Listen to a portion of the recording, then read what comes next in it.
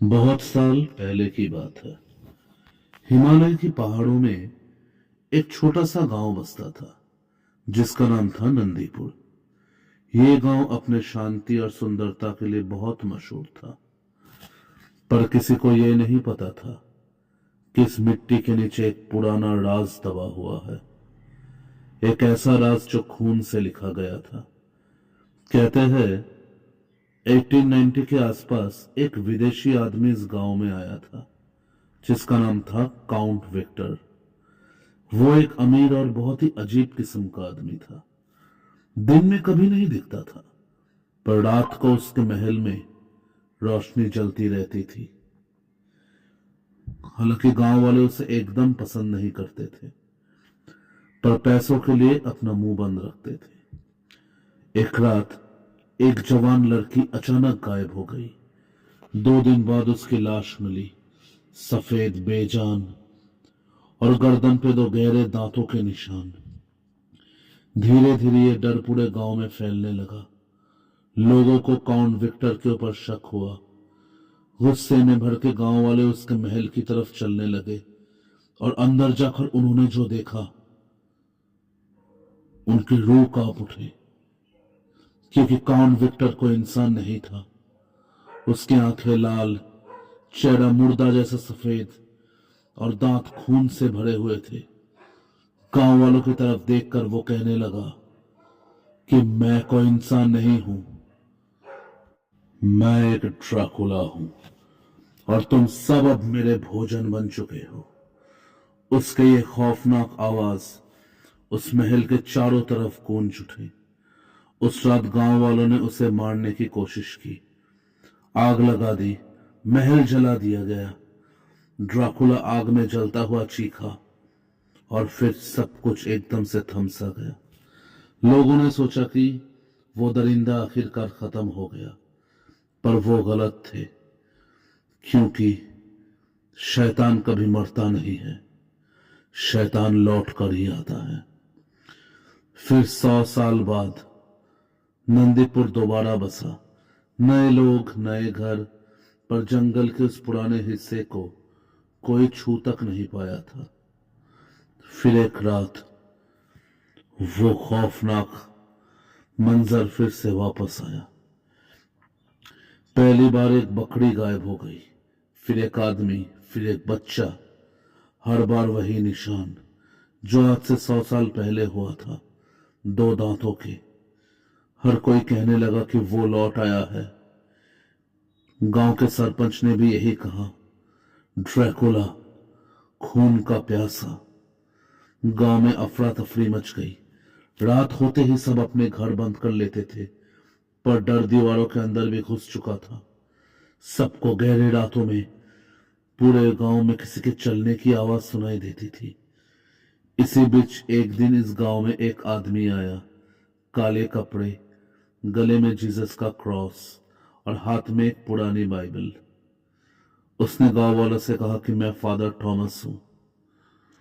शांत आवाज में, मुझे बुलाया गया है अंधेरे का सामना करने के लिए। मैं एक रोशनी का सेवक हूं। गांव वालों ने उसे सब कुछ बताया। फादर थॉमस ने सिर्फ एक ही बात कहा, जब बुराई वापस आती है तो रोशनी भी उसका पीछा करती है। अंधेरे में कितनी भी ताकत क्यों ना हो, रोशनी ही उसे खत्म करती है। उस रात फादर थॉमस अकेले जंगल की तरफ निकल पड़े। ठंडी हवा उनके कपड़ों को हिला रही थी। इस हवा में एक अजीब सा डर पैदा हो चुका था, जैसे कोई उसे रोकने की कोशिश कर रहा हो। जंगल के बीच वो जला हुआ पुराना महल अब भी खड़ा हुआ था। आधा टूट चुका था, पर अब भी जिंदा बचा हुआ था। जैसे ही वो अंदर गए, एक ठंडी हंसी मानो कहां से गूंज उठी। 100 साल बाद कोई मुझे रोकने आया है। हम देखते ही देखते काले अंधेरों में से वो बाहर आया, वो खून का प्यासा ड्रैकुला, और अब भी जिंदा और डरावना। उसका शरीर आधा जला हुआ था, पर आंखें अब भी लाल अंगारों जैसे जल रही थी। तुमने मुझे जलाया, पर खत्म नहीं किया। ड्रैकुला कभी मरते नहीं है, वो अपने इंतकाम लेने के लिए वापस आते हैं। फादर थॉमस ने अपना क्रॉस उठाया और चीखते हुए कहा कि आज तुम्हारा अंत होकर रहेगा। ड्रैकुला बिजली की तरह उस पर झपटा, लेकिन फादर ने तुरंत पढ़ना शुरू कर दिया। होली बाइबल का एक एक पन्ना वो जोर से पढ़ने लगे। क्रॉस से एक तेज रोशनी बाहर निकली। ड्रैकुला पीछे हट गया, चीखने लगा, जोर जोर से चीखने लगा, ये रोशनी, ये मुझे जला रही है, और ये शब्द अभी बंद करो, बंद करो, नहीं तो मैं तुम्हें नहीं छोड़ूंगा। बट ड्रैकुला इतनी आसानी से हारने वाला भी नहीं था।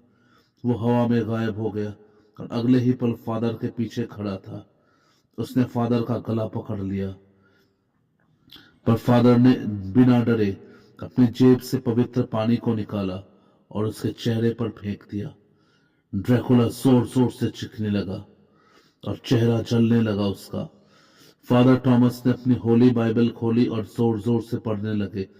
हर शब्द के साथ महल हिलने लगा, दीवारें टूटने लगी, जमीन फटने लगी। ड्रैकुला घुटनों पर गिर गया। ये शब्द मुझे मिटा देंगे, बंद करो इसे, मैं आज तुम्हें मिटाने के लिए ही आया हूं। अंधेरा कभी कायम नहीं रह सकता, रोशनी हमेशा उसे मिटा ही देती है। आखिरी प्रार्थना के साथ एक तेज रोशनी पूरे महल में फैल गई।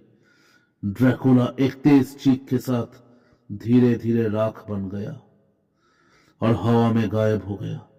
सुबह हुई। जंगल का महल पूरी तरीके से गिर चुका था।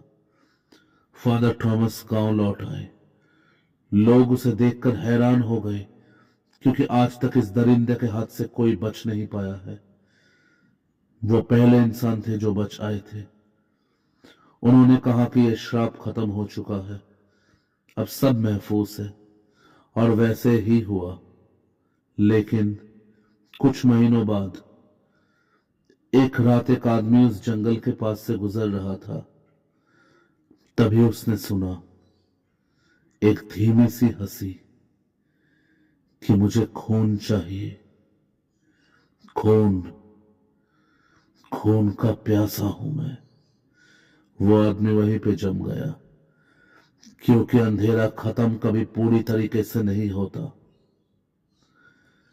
फिर से गांव वालों में एक दहशत मच गया। शायद वो खून का प्यासा लौटने वाला है। तो दोस्तों, कैसा लगा आप लोग को ये कहानी? अगर ये स्टोरी आप लोग को अच्छा लगा हो तो प्लीज हमारे चैनल को सब्सक्राइब कीजिए, ज्यादा से ज्यादा लाइक कीजिए और कमेंट कीजिए, ताकि ऐसे ही और मोर कंटेंट सब आप लोगों के लिए ला पाए। बहुत जल्दी मिलेंगे आप लोगों से एक और नए एपिसोड पे।